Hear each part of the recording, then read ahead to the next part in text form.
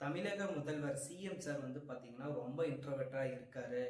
கார்லாம் வந்து ஓட்டி பார்த்துட்டு இருக்காரு அப்படின்ட்டு வந்து பாத்தீங்கன்னா சோசியல் மீடியால வந்து பாத்தீங்கன்னா அவர் வந்து கார் ஓட்டுற மாதிரியும் அது இல்லாம வந்து கார் ஓட்டிட்டு போற மாதிரி வீடியோ கிளிப் வந்து சோசியல் மீடியாவில் வந்து ரொம்ப வைரலா வந்து பரவிட்டு இருக்கு.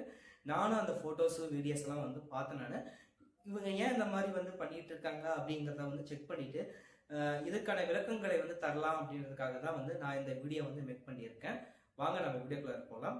தமிழக முதல்வர் சிஎம் சார் வந்து பாத்தீங்கன்னா கிட்டத்தட்ட ஒரு 2,90,00,000 செலவுல வந்து பாத்தீங்கன்னா ஒரு 40 வகையான வாகனங்களை வாங்கி வாகன ஓட்டிகளுக்கு வந்து அந்த கீயை வந்து கொடுக்கும் போது வந்து பாத்தீங்கன்னா அங்க இருக்க வாகன ஓட்டிகிட்ட வந்து பாத்தீங்கன்னா நான் இந்த காரை வந்து ஓட்டி பார்க்கலாமா அப்படின்னு வந்து கேட்டிருக்காரு.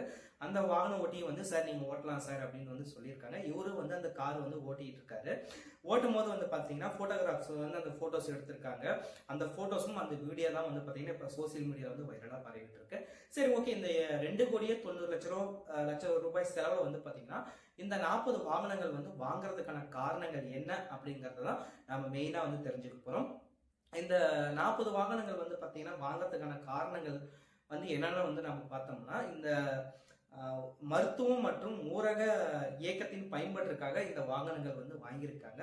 இதுல ஒரு 5 ஸ்கீமுக்காக வந்து பாத்தீங்கன்னா இந்த வாகனங்களை வந்து நாங்க பயன்படுத்த போறோம் அப்படின்ட்டு வந்து தமிழக அரசு வந்து சொல்லியிருக்காங்க.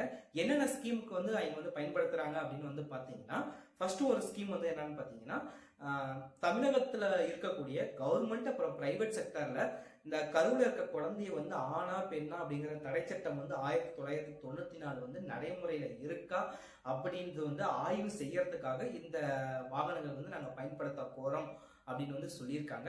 அதுக்கப்புறம் வந்து 1997 வந்து பாத்தீங்கன்னா ஒரு சட்டத்தை கொண்டு வராங்க. அது என்னன்னு பாத்தீங்கன்னா, தமிழ்நாடு மருத்துவ நிறுவனங்கள் நடைமுறைப்படுத்தும் சட்டம் 1997 வந்து நடைமுறையில பின்பற்றாங்களா அப்படின்றத கண்காணிக்காகவும் இந்த வாகனத்தை வந்து நாங்க பயன்படுத்த போறோம் அப்படின்னு வந்து சொல்லியிருக்காங்க. அதுக்கு அடுத்த ஸ்கீம் வந்து என்னன்னு வந்து பாத்தீங்கன்னா, பேரிடர் காலம், அது இல்லாம வந்து இந்த பெருந்தொற்று, அதாவது கொரோனா மாதிரி இந்த நோய் தொற்று காலங்களை வந்து பாத்தீங்கன்னா மக்களுக்கு தேவையான மருத்துவ பாதுகாப்பு பணியை வந்து மேற்கொள்றதுக்காக நாங்க வந்து இந்த வாகனங்கள் எல்லாமே பயன்படுத்த போறோம் அப்படின்னு வந்து சொல்லியிருக்காங்க.